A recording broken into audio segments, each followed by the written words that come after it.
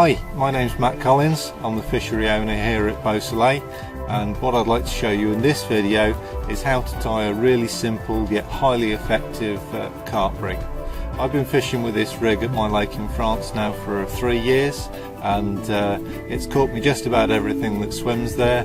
It's good for catfish as well, and landed cats up to 85 pounds on this rig, and it really is very simple to do.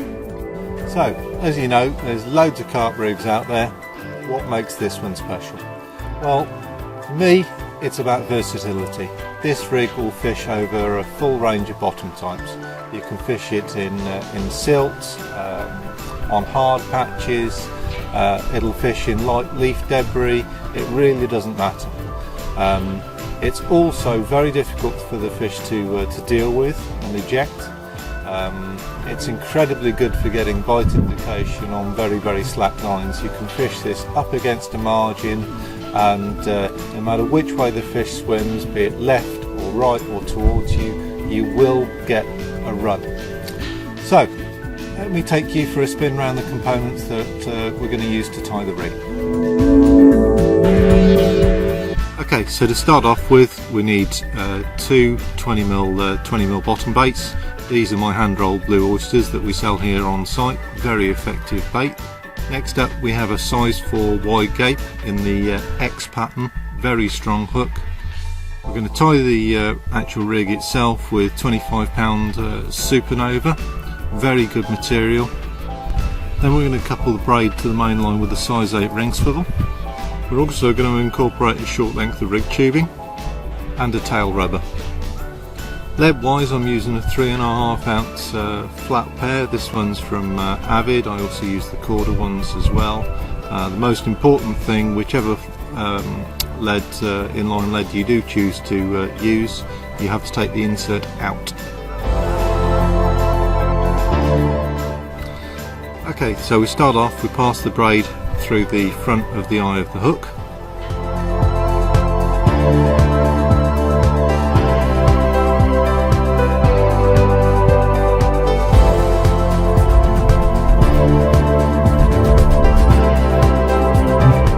Form an overhand loop, and it's very important that the length of that loop is about 1.5 times the diameter of the baits that we're going to tie. Just trim off the tag end, just leave a couple of mil, that's fine. Then we'll hook our bait and needle into the loop here. Slide on the first bait, slide on the second bait, and then we're going to put our hair stop in there. You can use any type of hair stop you like. These flat ones are just fine for that. Right, let's go on to the real important stuff, tying the actual rig itself. So it's very important the way I set this up. My nail is perpendicular to the point of the hook. Baits are pulled up behind my thumb and index finger there, so that fixes the length of the hair each time. Okay, then I whip away like that to avoid the join in the eye of the hook. I stop when I get to that point there, and the braid is exiting the touching the point of the hook there, perpendicular to the shank. Right, next I've swapped hands, and we're going to put 2 whips behind the hair of the hook. That's 2 like that. Transfer hands again, just slide those up. We're going to go once over the knot there, that just locks the knot in position before we pass the hair back through the eye of the hook.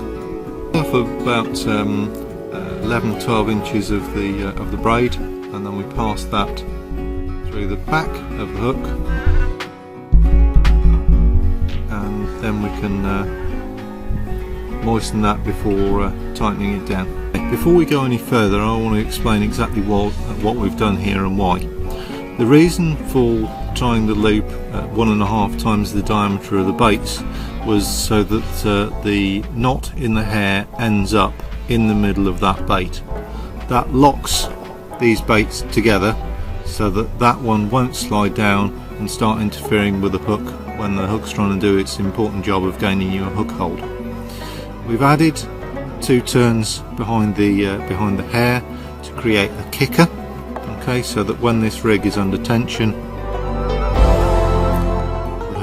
the hook kicks out like that. The reason for the single overwrap is to help provide an additional lock on the knot. It stops the knot slipping and rotating, and that's what all these little features do. Okay, so when we pick up the rig by the baits, this is how it should look. The point there should be hanging roughly flat to the floor, and the hair, the position of that hair creates that pivot point. That's why it's important to have that pivot point exiting exactly perpendicular to the point. When we swing it round the other way, you'll see that the hook is hanging down exactly vertically. Therefore, whether it goes in the middle, the left, or the right hand side of the mouth of the carp, it's going to get a hook hold. It's not preferring to pick up one way or the other. Alright, so it's giving you a good chance of pricking either way. Right, so now we're ready to make the connection to our swivel. We're going to pass through once, and the second time going back through the same direction. Give yourself a little bit of extra room there. Form a loop.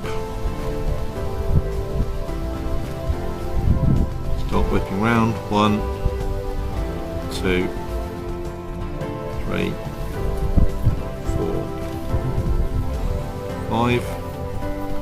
Gently start to pull that up, and we'll just ease that down. When we get to there, we need to wet that. So we've moistened that knot up. We've got a rig puller, a leather glove, and we're just going to tighten that up nice inside, and that knot is not going in anywhere. Now we're going to trim that tag end off. I always leave this about 5mm long, just for it might fray a little, but it really does no harm at all. Right, next we need to connect, get our main line set up. So I've got some 15-pound GR60 there. Got some shrink tubing threaded on, and the first thing that goes on is our 3.5 ounce inline lead with the insert removed. Slide that up there. Then we're going to put on our tail rubber and just nick that in there like that. So next we're going to make our main line connection knot to the swivel. So we go through the swivel once, through the swivel twice, same direction.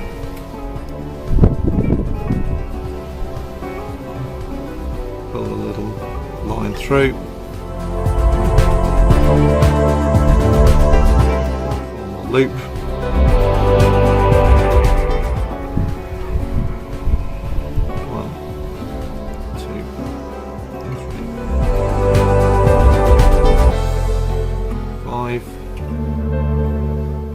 Tease that up, sliding down. I'm going to moisten that. Then it's out with the puller and the glove again, and just give it a good old pull.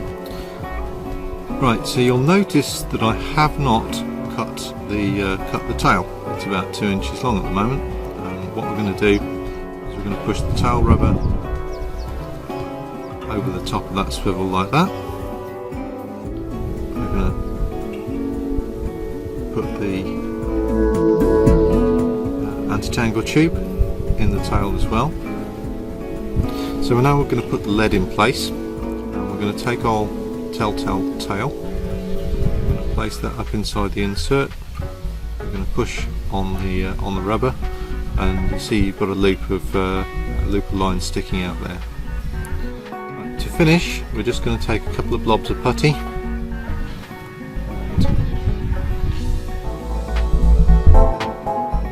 There.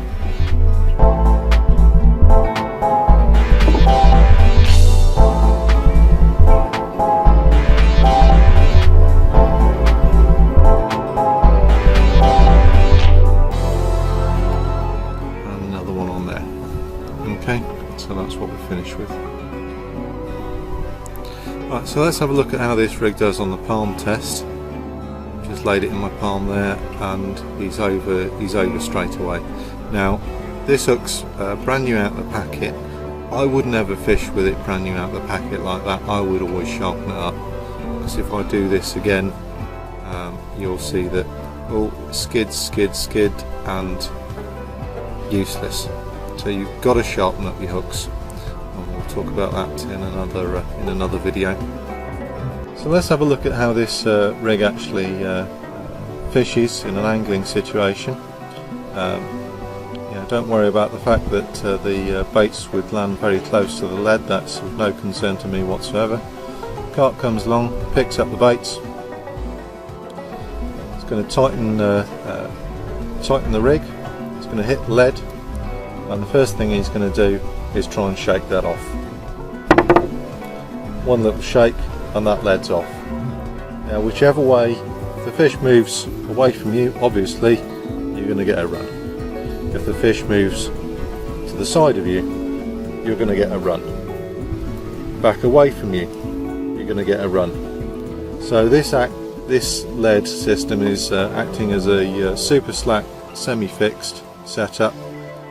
It's basically going from a semi-fixed to a running lead, and you can fish very, very slack lines with this setup, and you will always get an indication on the bobbin and on the alarm. So let's have a look at what this telltale here is doing.